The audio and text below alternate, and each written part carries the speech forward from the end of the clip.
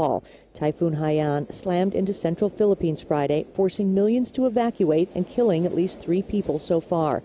The Category 5 super typhoon bore down on parts of Cebu province, a popular tourist destination, with 170-mile-an-hour winds and almost 20-foot waves. Officials say the death and injury tolls are expected to rise as information comes in from remote regions. About 1 million people are in shelters in more than 20 provinces after authorities asked people who live along riverbanks, coastal villages, and mountain slopes to evacuate.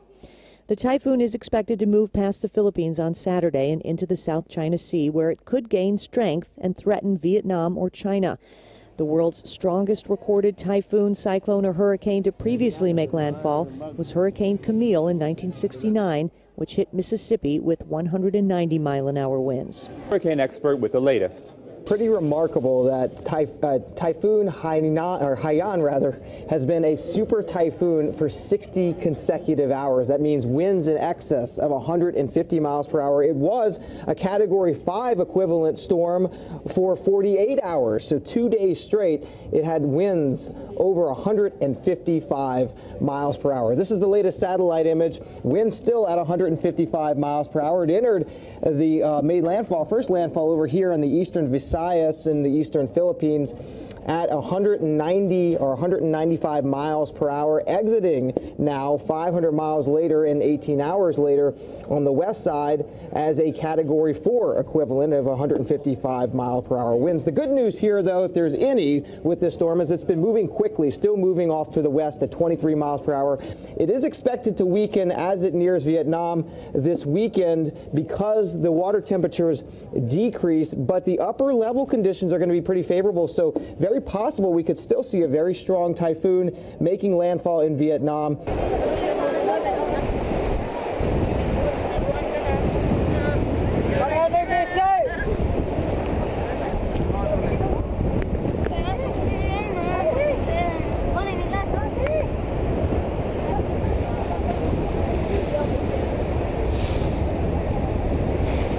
The Philippines is used to typhoons. More than 20 have hit this country so far this year alone, but no one could have been prepared for such ferocity. A Category 5 super typhoon hit the eastern coast earlier today, causing massive damage and widespread disruption.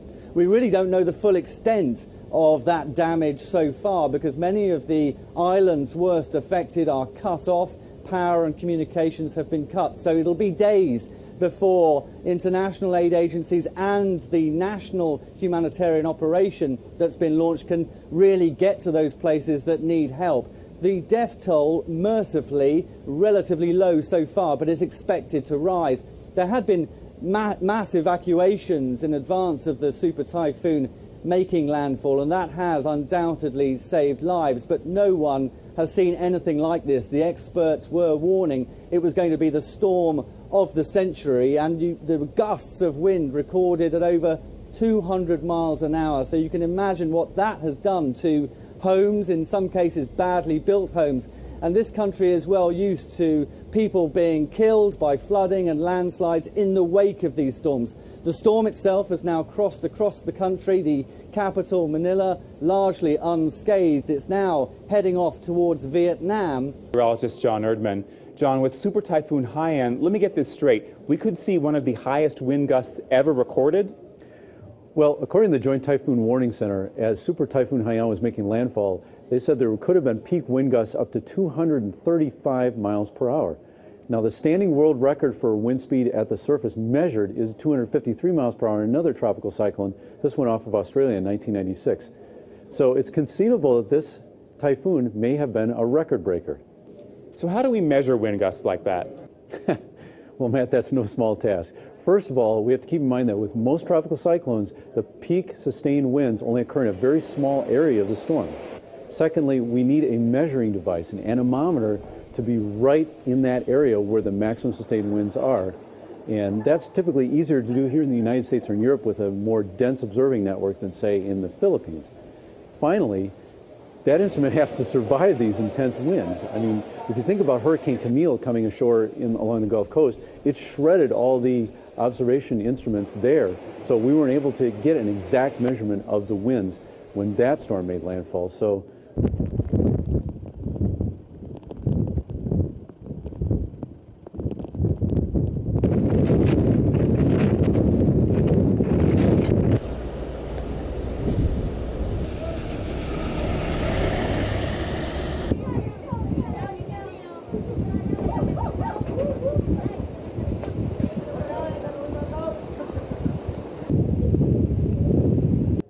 Matt Sampson here with hurricane expert Dr. Greg Postel. Greg, yesterday, Typhoon Haiyan roared ashore as a category, what we would say as a Category 5 storm. That's exactly right. It was the equivalent of a Category 5. No one knows for sure exactly how strong the winds were or how low the pressure was. These are all based on satellite estimates.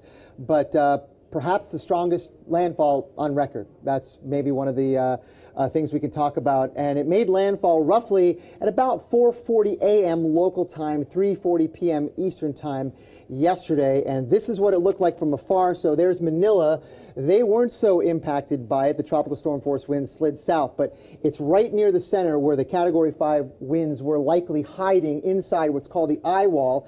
And if I can zoom in for you and show you exactly where that was, there's the eye, the calm spot in the storm, and it's right around that where the Category 5 winds were residing. And I imagine that if you lived in one of these places and were fortunate enough to survive the initial attack of the eye wall and made it into the eye, and you could look up, maybe see the stars, but you could probably hear on the distance the roar of the winds yet to come on the backside of the storm. That must have been incredible to be right there in the middle Indeed. of that, and very Indeed. scary.